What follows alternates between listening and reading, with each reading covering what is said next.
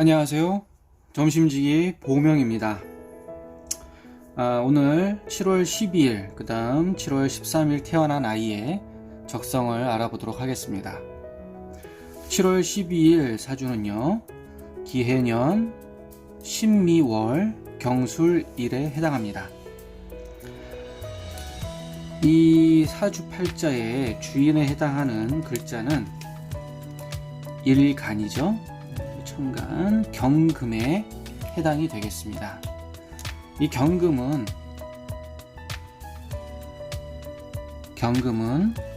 금이라고 했죠. 그래서 그냥 단순하게 쇠다, 철이다 이렇게 표현을 하고요. 쇠나 철처럼 단단함을 의미합니다. 단단하다.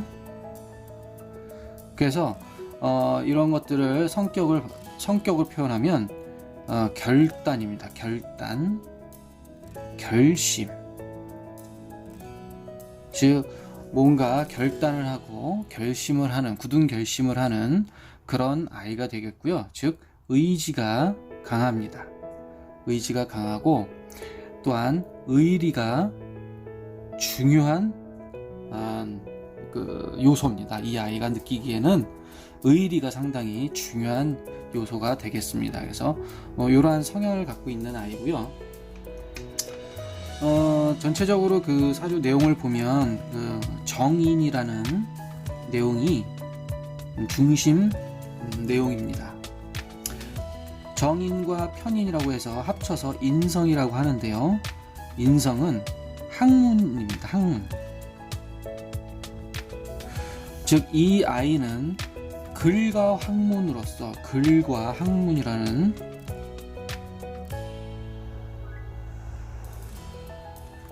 그 중심 주제를 갖고 삶을 살아갈 건데요.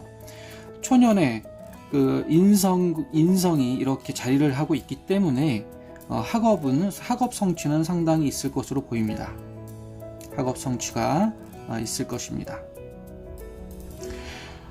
그리고 밑에 이 식신이라는 별이 또 자리하고 있는데요. 이 식신은 풍족한 의식주를 의미를 하고요. 초년에.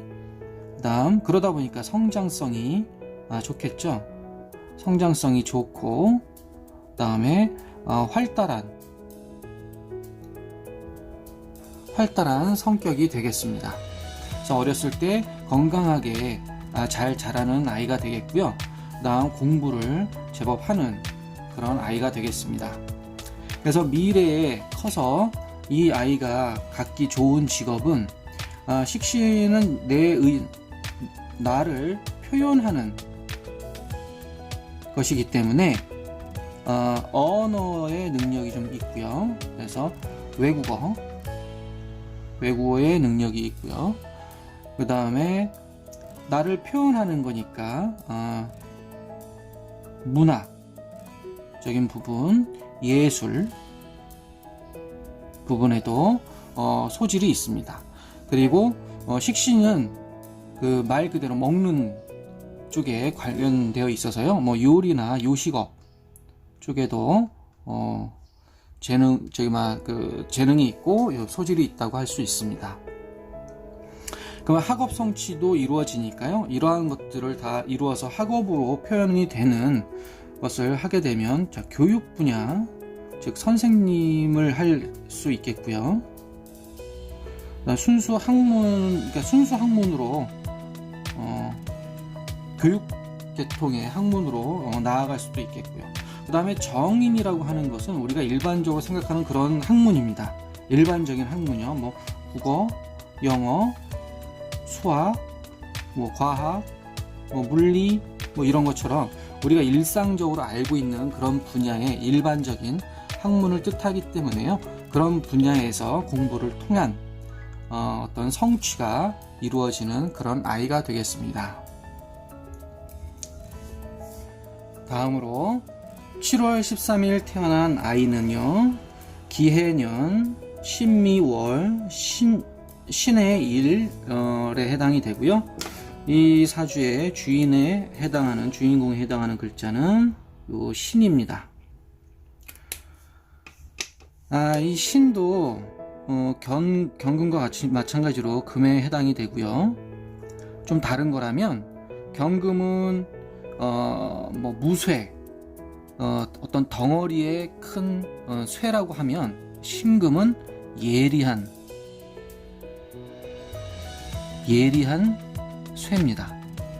그래서 칼이라든가 바늘 또는 다른 의미로 뭐 보석 이렇게 표현들도 하고요. 그래서 이 예리한이 그 키인데 그러다 보니까 성격이 아주 예민하고 또 정확한 성향입니다. 그래서 두루뭉술한 거를 되게 싫어하고요. 정확하고 깔끔하고 확실한 걸 좋아하는 그런 성격의 아이가 되겠습니다. 12일 날 태어난 아이하고 또 비교해 봤을 때 틀린 게 이 아이는 편인이 주 기질이 되겠습니다. 그래서 식신하고 정인이었는데 12일 같은 경우에는 어렸을 때 쓰는 글자 보면 얘는 편인이고 상관입니다. 이 상관도 역시 성장성과 활동성을 의미하는데 상관은 어떤 성향이 또 강하냐면 기존 틀을 거부하죠. 그래서 부모님의 말씀이라든가 선생님의 말씀 이런 것들을 잘 안 들을 수 있습니다. 뭐 이렇게 표현할 수 있죠. 뭐 해라. 그걸 내가 왜 해야 돼요? 이건 왜 그렇게 해야지 돼요? 이런 왜 그래야 하죠? 라는 이 왜라는 질문을 상당히 많이 하는 그런 아이가 되겠습니다. 그래서 상관은 천재성이다, 예술성이다 라고 표현을 합니다. 왜라고 물어보니까요. 기존의 틀도 거부하죠. 새로운 걸 만들어내길 원합니다. 새로운 규칙, 새로운 모양, 그 다음 또 새로운 어떤 무언가를 창조해내기를 원하기 때문에 그런 것들이 전체적으로 구현되는 내용을 봤을 때 이렇게 천재성, 예술성으로 구현이 된다라고 발현이 된다고 보시면 되겠습니다. 어렸을 때 이 아이가 쓰는 또 편인이라는 걸 쓰기 때문에요. 편인은 정인과 같이 공부인데요. 학문성인데 정인은 우리가 알고 있는 일반적인 학문이라고 하면 편인은 특수 분야입니다. 특수한 학문. 일반적으로 일반인들이 쉽게 하지 못하는 그런 분야의 학문성이죠. 그래서 편인은 좀 이과적인 요소가 강합니다. 이과. 문과보다 이과 쪽이 더 훨씬 특화가 되어 있고요. 그러다 보니까 기술성이 또 있다고 볼 수가 있습니다. 그래서 이 아이는 공부를 시킬 경우에 이런 그 특수 분야라든가 이과의 어떤 그 속성을 강화시켜서 어떤 기술적인 부분을 가리킨다고 하면 이 아이에게 잘 맞을 것으로 보여집니다. 특히 상관성이기 때문에요. 기존에 어쨌든 그 고정되어 있는 내용의 어떤 그런 학문보다는 편인의 속성이 있기 때문에 상관도 그렇고요. 그걸 합쳐서 약간 특이한 분야, 독특한 분야 이런 한 가지 기술에 대한 어떤 내용에 집중해서 관심을 가질 수가 있으니까요. 부모님께서 그런 내용들을 잘 살펴보시고 이 아이가 크게 관심을 갖는 그런 분야의 내용을 집중적으로 지원을 해주신다면 아마도 좋은 또는 큰 성장을 하게 되는 모습을 보실 수 있을 것으로 기대됩니다. 자라나사의 분야는 물론 이런 기술성과 뭐 특수 분야, 이과 분야에 그 취업이 가능하겠고요. 뭐 그쪽 분야에 교육이 가능하겠고요. 상관성이기 때문에 역시나 교육, 그다음 언론, 방송, 그다음에 이 상관 틀을 거부하는 역할 때문에 오히려 검찰 쪽, 검경 이런 분야도 어울린다고 보시면 되겠습니다. 그래서 상관은 그리고 그 직업 분야로 따지고 보면 100개도 넘는다라는 얘기를 많이 합니다. 그래서 이 말인즉슨 이 상관이 취할 수 있는 직업의 형태는 너무나도 많다는 겁니다. 그래서 어떤 형태로든 그 직업으로 쓸 수 있기 때문에요. 어렸을 때 이 아이가 갖고 있는 성향이 취미라든가 이런 부분을 잘 보셔서 집중적으로 밀어주시는 게 좋고요.